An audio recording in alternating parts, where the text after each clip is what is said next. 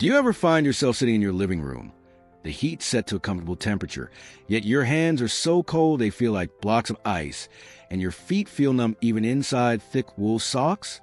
Most people over the age of 65 simply brush this off as a natural part of getting older or blame it on poor circulation. But what if I told you that your body might be whispering a warning sign about something much deeper happening inside your arteries? My name is Dr. Harrison Blake, and for the past 15 years, I have dedicated my career to helping people navigate the complex world of heart health, cholesterol, and the silent signals our bodies send us long before a crisis occurs. Before we dive into the science, if you find this information valuable, please hit the like button and subscribe to the channel so you can stay updated on how to protect your longevity. And tell me in the comments, do you notice these cold sensations more often in the morning or the evening? We often think of our circulatory system as a vast network of highways, and when those highways become congested with cholesterol and plaque, the traffic, which is your blood flow, naturally slows down. This is a phenomenon of peripheral artery disease, or PAD, and it is a critical concern for those of us in the middle and later stages of life. When your hands and feet feel perpetually cold, it is often because your heart is struggling to push oxygenated blood all the way to your extremities. Think of it like a garden hose. If there's a kink in the hose, the water barely drips out of the nozzle. In your body, the kink is the buildup of plaque in your arteries, and your feet are the end of that hose. This is not just about shivering. It is about the health of your entire cardiovascular system. Let's explore why this happens. As we age, our blood vessels naturally lose some of their elasticity, becoming stiffer and less efficient at regulating temperature. However, cold hands and feet are not a normal part of aging. They are a sign of inefficiency.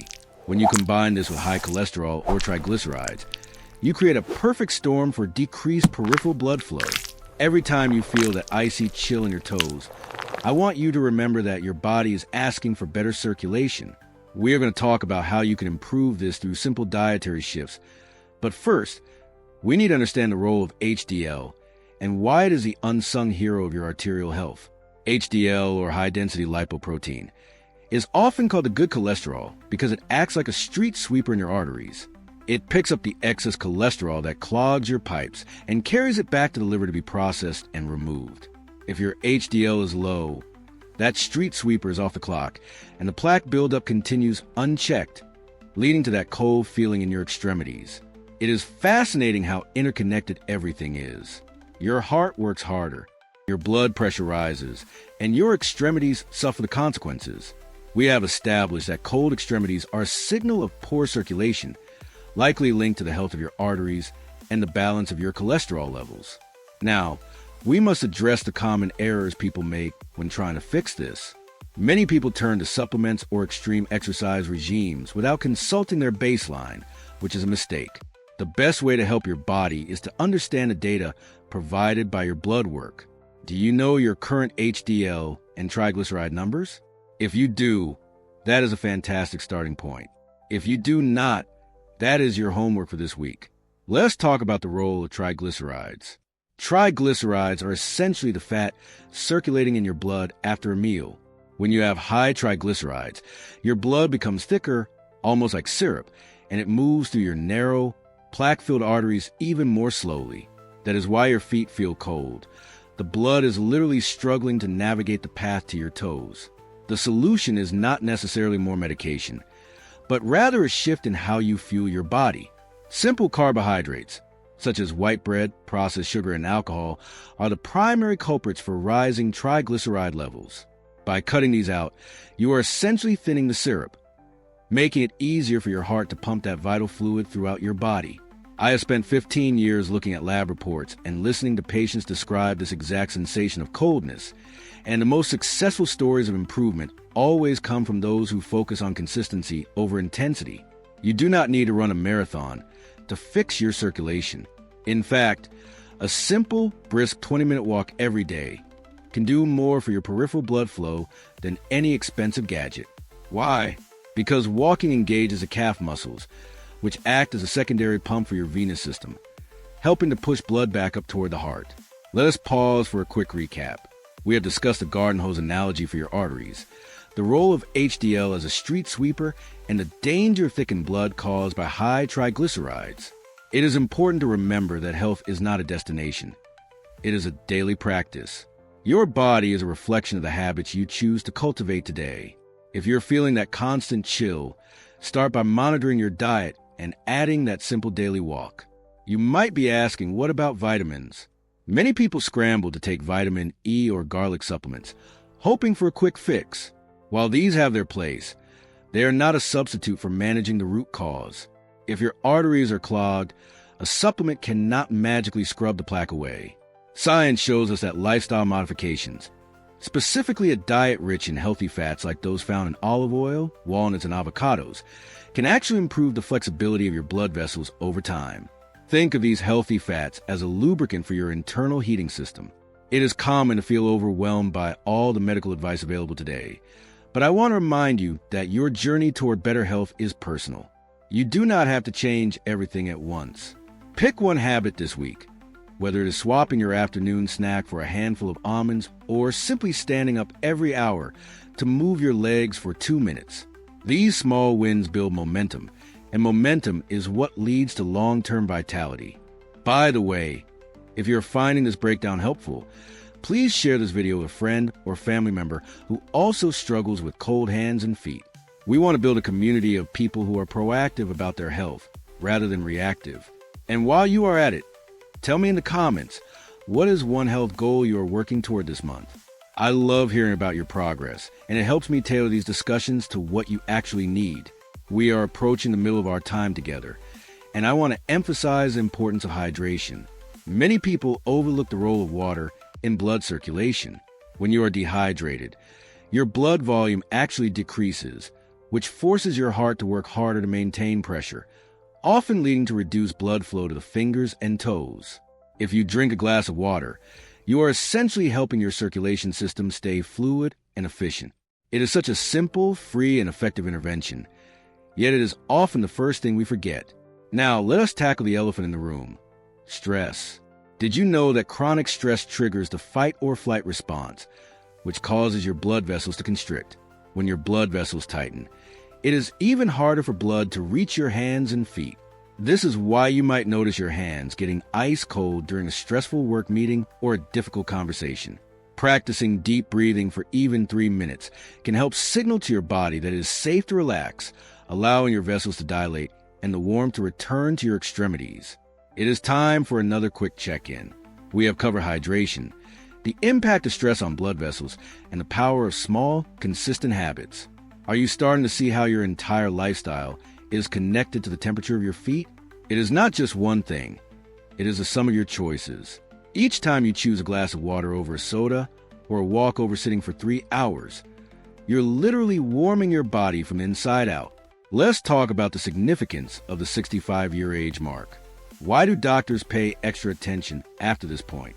It is because the cumulative effect of decades of lifestyle choices begins to manifest physically. If you've been living with high stress or poor nutritional habits for years, your body is now reaching a point where it can no longer compensate as easily. But here's the good news. The body is incredibly resilient. Even after years of neglect, heart health can be improved and circulation can be bolstered.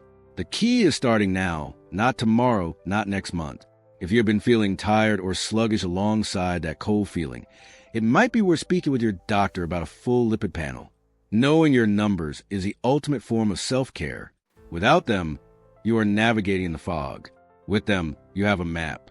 You can work with your physician to determine if you need lifestyle changes alone or if medical intervention is necessary to help lower your cholesterol and protect your heart. Do not be afraid of the blood test. Fear the unknown. Once you know your numbers, you possess the power to change them. We are moving into the final portion of our discussion. Let us tie everything together.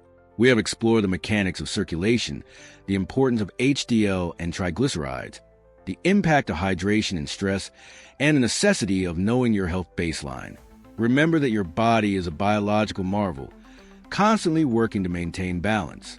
When you feel cold, listen to the message. It is not just a nuisance. It is a prompt to take better care of your engine. As we look toward the future, focus on these 3 pillars: intentional movement, heart health and nutrition, and stress management. Movement keeps the blood flowing, nutrition keeps the pipes clear, and stress management keeps the vessels relaxed. It is a simple formula, but it requires daily dedication. You have the power to transform the way you feel, and that transformation starts with the very next choice you make. Before I let you go, I want you to remember that your journey is unique. Do not compare your progress to anyone else's. Celebrate the fact that you have taken the time today to learn about your health. That is a victory in itself. Keep paying attention to what your body is telling you. Keep asking questions, and keep striving for that version of yourself that is full of energy, warmth, and vitality. If you found this session valuable, please make sure you are subscribed so you do not miss our next deep dive into longevity. Share this with someone who needs to hear it, and leave a comment below with the one change you are committing to today. My name is Dr. Harrison Blake, and it has been an honor to guide you through these insights. Take care of your heart, keep your circulation moving, and I will see you in the next video. Thank you for your time, your commitment to your health, and for being part of this community. Stay warm, stay active, and stay informed. You have everything you need to start making these positive changes today. Be well. Now that we have established the foundational pillars of your health, I want to pivot our focus toward the invisible architecture of your vitality. Most people view their health as a static state, something they either have or lack, but I want you to start thinking about it as a dynamic dialogue. You are never truly at rest. Even in your sleep, your body is engaged in a complex negotiation between cellular repair and metabolic maintenance. When we talk about cold extremities or circulation, we are merely scratching the surface of systemic efficiency. I want to delve deeper into the often overlooked connection between your gut microbiome and your vascular health. Because the story of your heart is inextricably linked to the trillions of microorganisms residing in your digestive tract. Recent research has begun to shed light on how the metabolites produced by your gut bacteria can influence the stiffness of your arterial walls. When your gut is inflamed, it sends out chemical signals that ripple through your bloodstream, potentially causing low-grade systemic inflammation. This is not just a digestive issue. It is a cardiovascular one. If your diet is heavy in processed sugars and low in fiber, you are effectively creating a hostile environment for the beneficial bacteria that help produce short-chain fatty acids.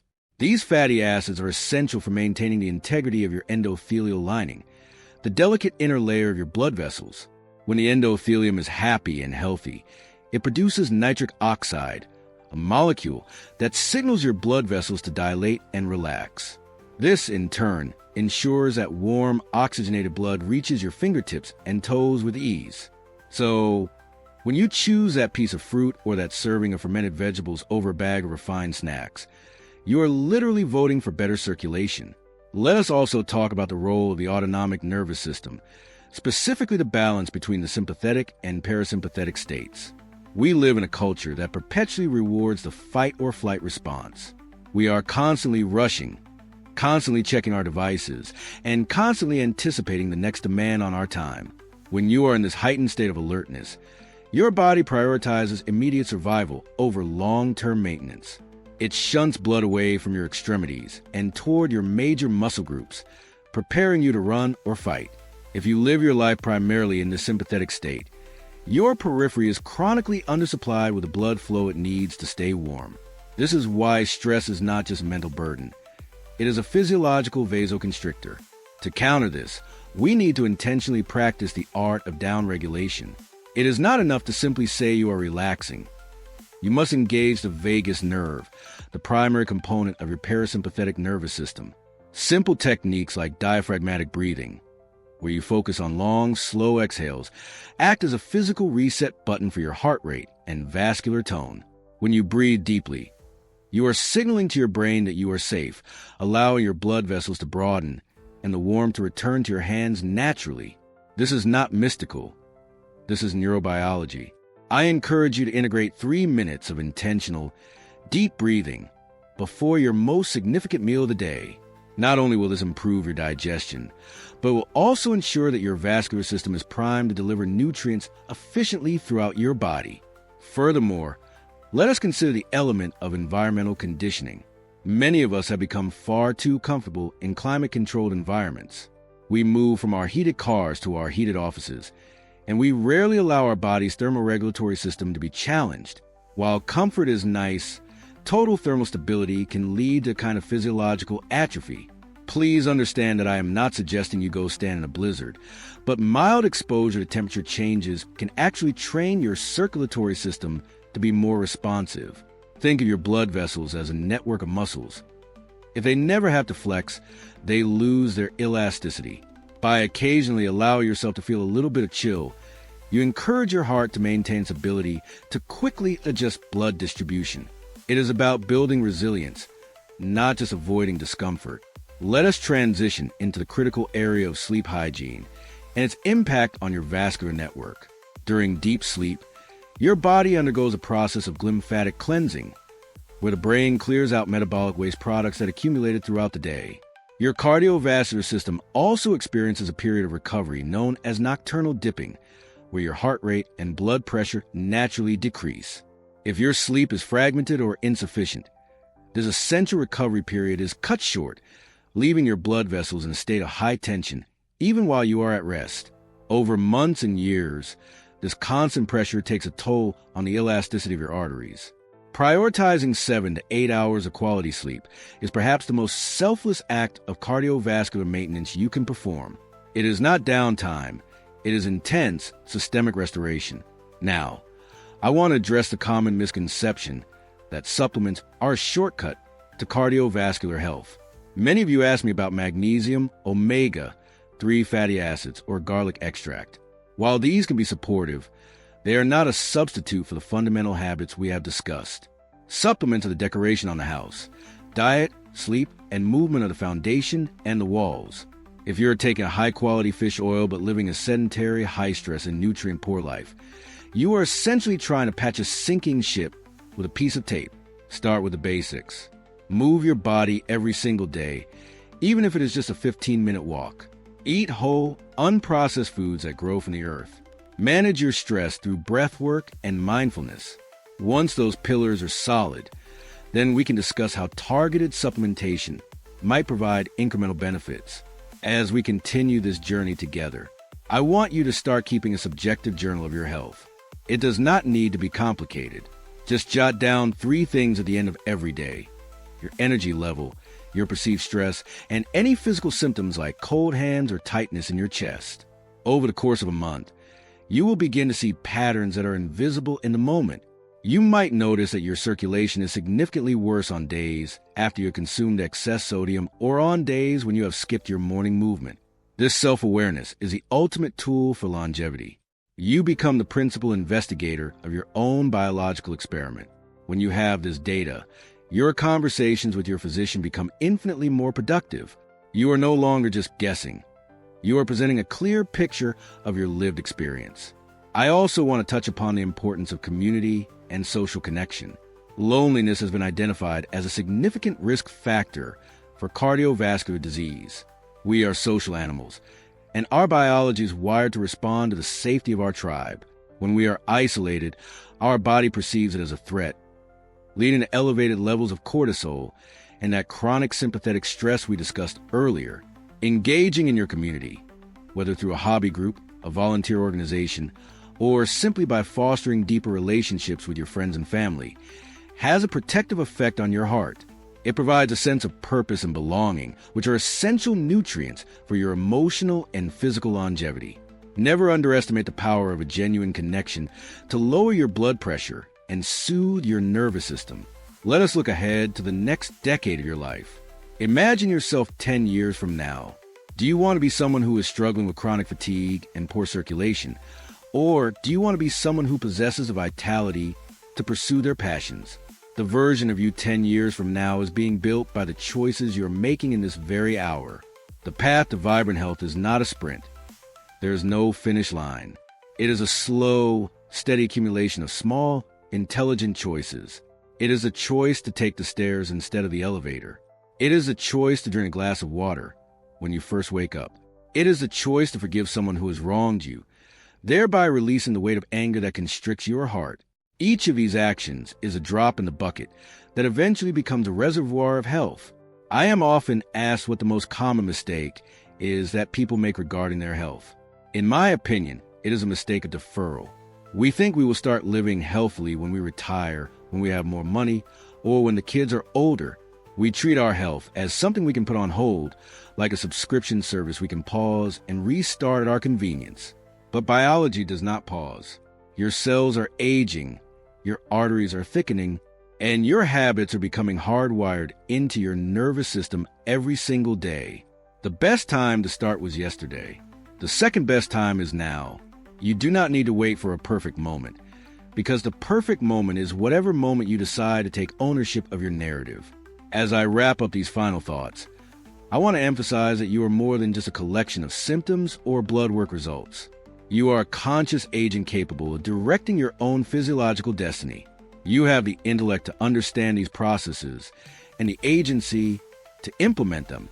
The warmth in your hands, the strength in your stride, and the clarity in your mind are not just gifts of chance. They are the natural fruits of an intentional life. Do not let the complexity of medical jargon intimidate you. At its core, your health is simple. It is about flow, it is about balance, and it is about respect for the vessel that carries you through this world. I invite you to reflect on what we have discussed today throughout the coming week. Observe how your body reacts to different stressors. Notice how you feel after a walk in the fresh air. Pay attention to the subtle cues your system provides before it reaches a state of distress. You are an incredibly sophisticated machine, but even the best machine requires a conscious operator. You are that operator. From this point forward, be kind to your heart. It has beaten for you every second of your existence without complaint, and it deserves your full attention and care. Thank you for allowing me to accompany you on this deeper exploration. If you have been listening and feeling a sense of resonance, take that feeling and turn it into action. Your commitment to these principles will reverberate through your entire quality of life. Keep the momentum going. Keep tuning into your body's unique language, and never lose sight of the fact that you possess the power to thrive. I am proud of the effort you have put into your own understanding today. Remember, your heart is the center of your vitality, and when you protect it, you protect every aspect of your future. Stay curious, stay diligent, and most importantly, stay connected to the rhythm of your own life. We have covered a vast terrain today, from the microscopic function of your endothelium to the macroscopic impact of your social circle. Carry these lessons with you, integrate them into your routine, and watch how your life begins to change in ways you may have never thought possible. Until we meet again, keep moving, keep breathing, and keep honoring the incredible potential within you. Your journey toward a more vibrant, energetic, and warm existence is well underway, and I will be here, cheering you on every step of the way. Stay well, stay vibrant, and keep your circulation moving forward.